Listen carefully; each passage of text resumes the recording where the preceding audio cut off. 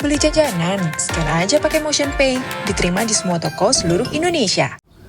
Kemudian kita menegur agar tidak menggunakan atau memanfaatkan popularitas daripada anak almarhum dengan cara menggendong atau mempublikasi dia di media sosial ketika sedang berpacaran.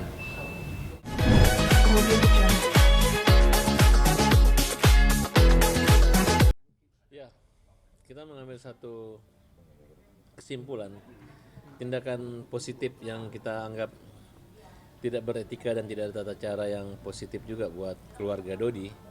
Artinya mengapa kuburan itu dibangun tanpa izin daripada Dodi. Nah, kemudian mereka udah tahu bahwa memang rencana pada bulan November nanti akan dipindah ke makam ditumpuk dengan Ibu Vanessa sesuai wasiat daripada almarhum sebelum meninggal.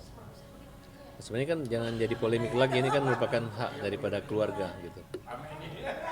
Kalau buat Faisal ya sudahlah, Faisal kan sudah banyak dapat keuntungan daripada berita-berita ini. Tidak usah lagi dikompor-kompori dengan cara menerima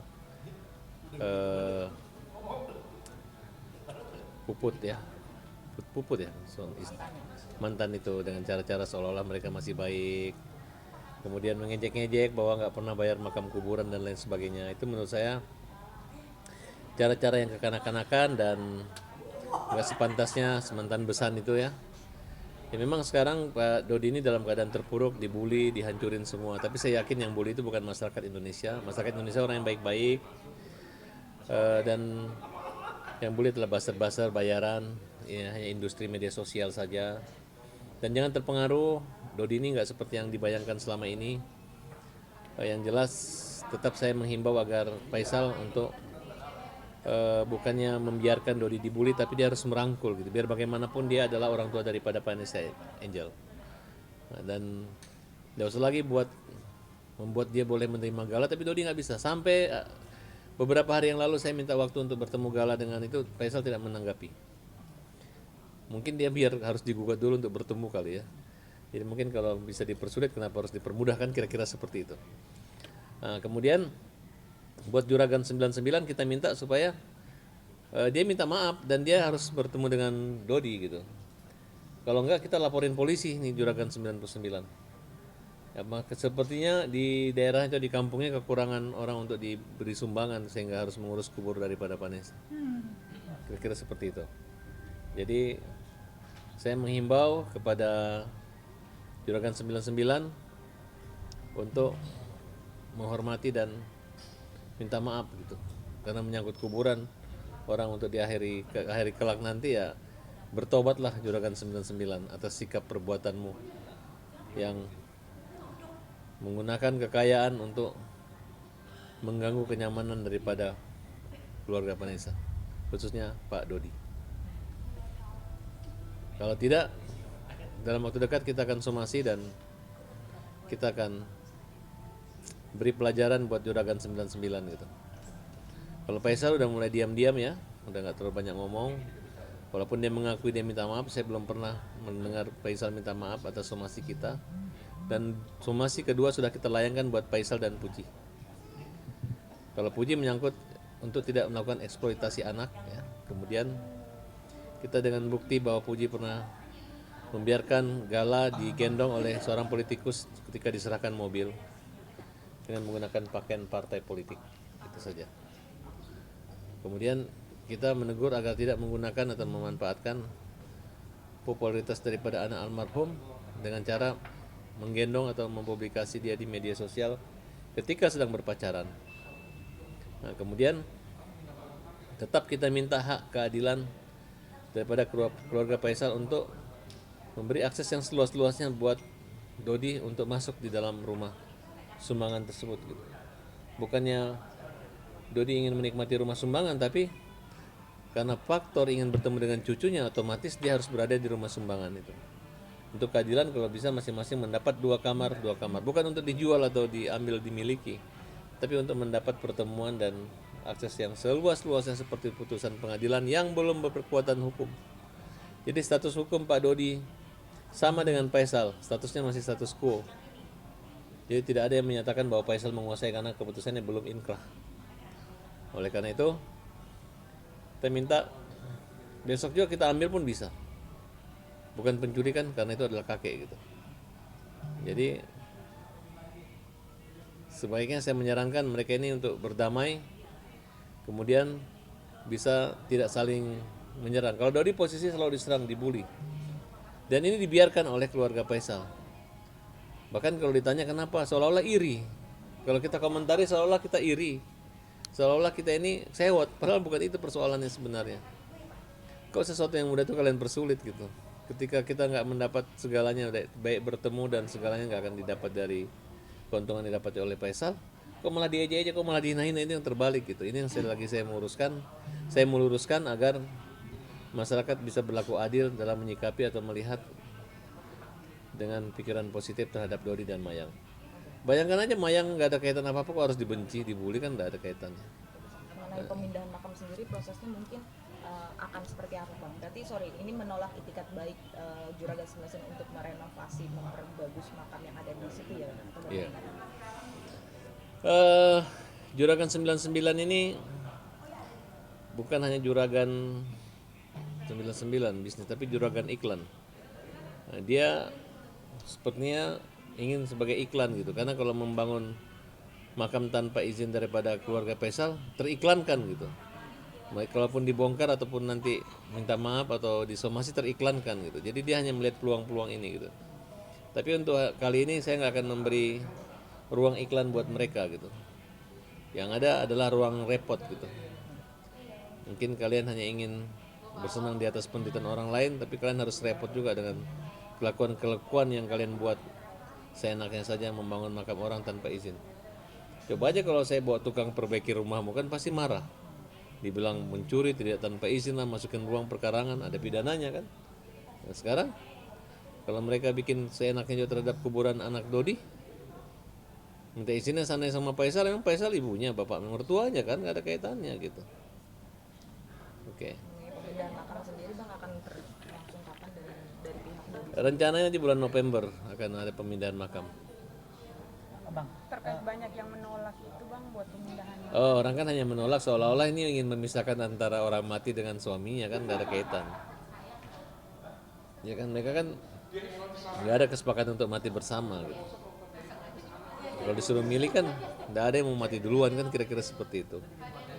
Nggak usah lah digiring-giring, ini sudah menjadi ketetapan dan keputusan keluarga Dodi. Kecuali hanya Dodi sendiri yang mau, keluarga lainnya nggak mau kan, boleh kita salahkan Pak Dodi.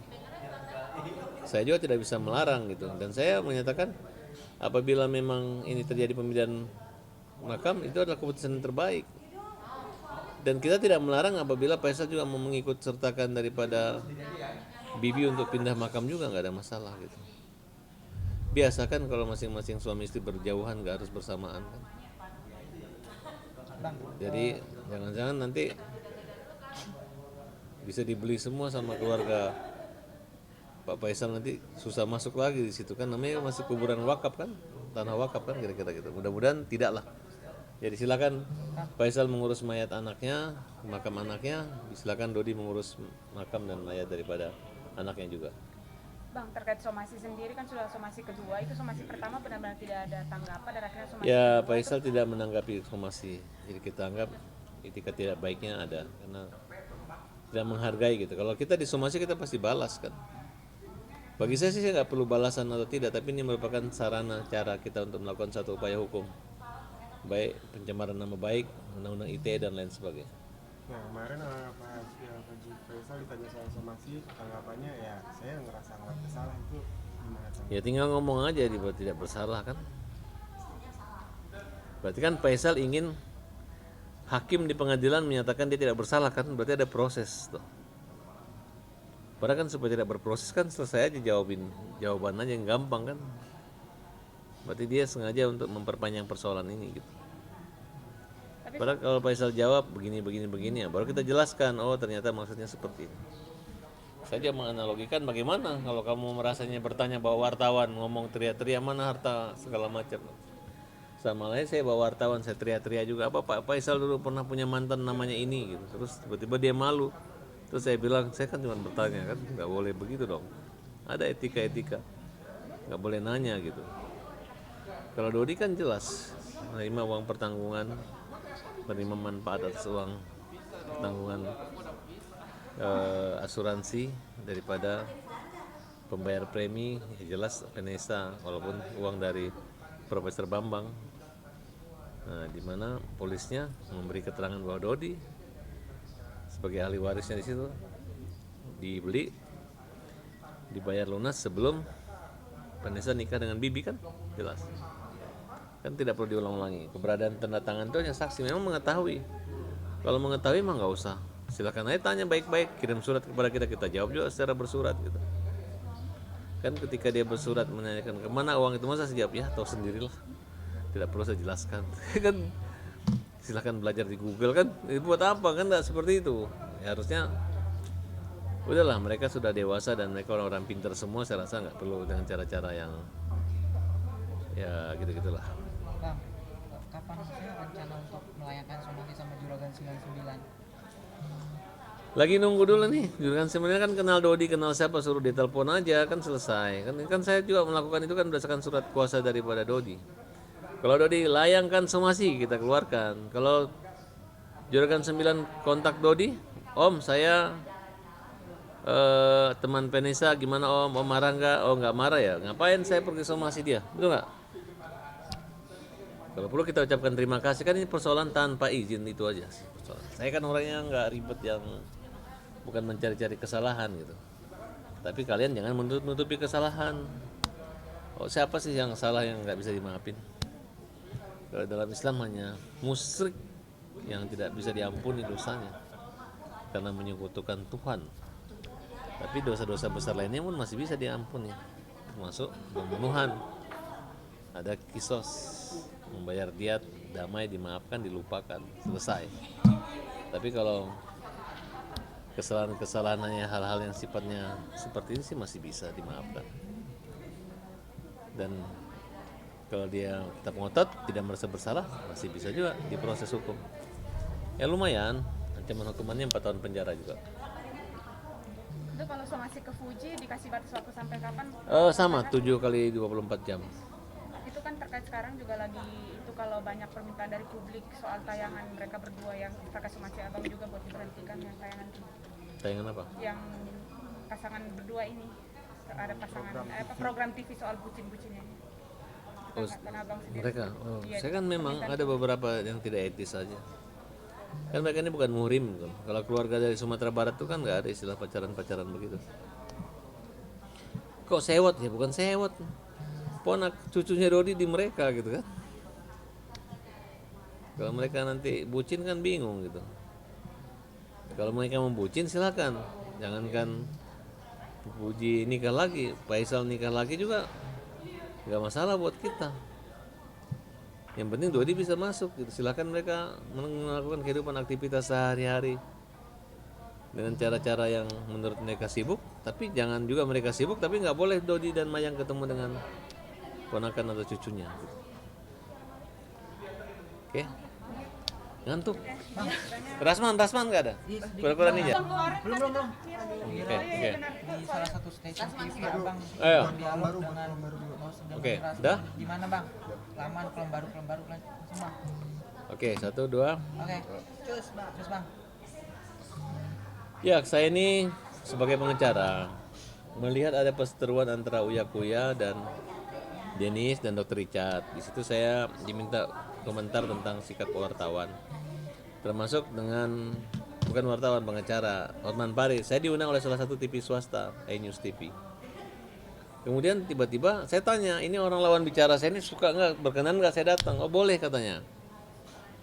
Begitu saya masuk, jangan kelamaan, oleh tuh tunggu bang. Tiba-tiba masuk, udah baca doa, semoga ya Allah pelihara kata-kataku dari perbuatanku dari kalimat kata-kataku gitu.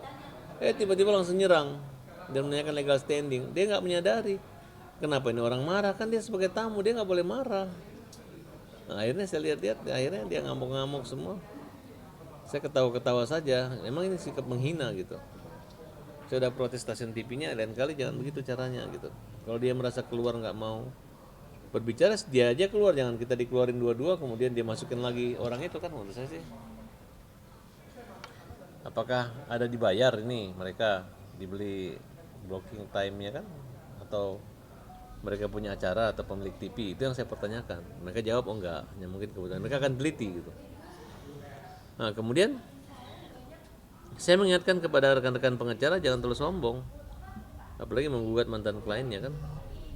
Dan saya menyarankan kepada mereka gugat balik, minta kembali jasa-jasanya, cek pajaknya. Kalau mereka tidak membayarkan semua itu, hajar aja, nggak ada masalah. Dan mereka ini orang-orang yang sabar, dihajar. Karena mereka ini berpindah ke klien yang lain gitu, berpindah ke pengacara, sombong banget, kelewatan. Dan saya pikir ya udahlah, memang kawan sih kawan, tapi dia juga ngelawan kita, ya udah kita lawan. Tapi sebelumnya hubungan dengan Bang Rasmi Saya pernah melaporkan dia pidana dan dia minta maaf, dia kembalikan uang walaupun tidak full. Sekarang banyak yang membuat laporan-laporan lagi, makanya kita akan lakukan dampingan.